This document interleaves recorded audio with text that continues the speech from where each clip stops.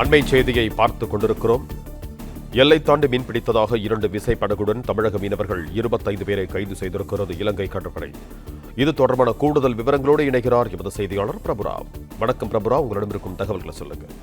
நிச்சயமாக கடந்த சில நாட்களாகவே காரைக்கால் மற்றும் தமிழகத்தைச் சேர்ந்த விசைப்படகுகள் அத்துமீறி இலங்கை கடற்பரப்புக்குள் நுழைந்து இலங்கை கடல் வளத்தை அளிப்பதாக அப்பகுதி மீனவர்கள் தொடர்ந்து புகார் அளித்து வந்த நிலையில் நேற்று இரவு இலங்கை யாழ்ப்பாணம் மாவட்டம் வடக்கு காங்கேசன்துறை கடற்பரப்பில் இலங்கை கடற்படையினர் தொடர்ந்து தீவிர ரோந்து பணியில் ஈடுபட்டனர். அப்போது அப்பகுதியில் அத்துமீறி எல்லை தாண்டி மீன்பிடித்ததாக 2 மீன்பிடி விசைப்படகுகளையும் அதிலிருந்து 25 மீனவர்களையும் கைது செய்து தற்போது காங்கேசன்துறை கடற்படை முகாமில் வைத்து இலங்கை கடற்படையினர் விசாரணை மேற்கொண்டு வருகின்றனர். இந்த முதற்கட்ட விசாரணை முடித்துக் கொண்டு 2 படகுடன் 25 மீனவர்கள் யாழ்ப்பாணம் மீன்வளத்துறை அதிகாரிகளிடம் ஒப்படைக்கப்பட இருப்பதாக இலங்கை கடற்படையின் செய்தி தொடர்பாளர் தெரிவித்தார். மேலும் ஒப்படைக்கப்படும் மீனவர்கள் இன்று ஊர்காவல்துறை நீதிமன்றத்தில் ஆஜர்படுத்தி சிறையில் அடைப்பதற்கான நடவடிக்கையும் எடுக்கப்படும் என யாழ்ப்பாணம் மீன்வளத்துறை அதிகாரிகள் உறுதிப்படுத்தியுள்ளனர். இருப்பினும் இந்த படகு காரைக்கால் பகுதியைச் சேர்ந்ததா அல்லது நாகப்பட்டினத்தை சேர்ந்ததா என்பது குறித்து தற்போது இன்னும் முழுமையான விவரம் வெளியாகவில்லை.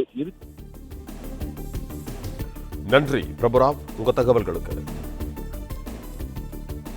பிளே ஸ்டோர் மற்றும் ஆப் ஸ்டோரில் இருந்து பாலிமர் செயலியை QR கோடு மூலம் பதிவிறக்கம் செய்யுங்கள். செய்திகளை உடனுக்குடன் பெறுங்கள்.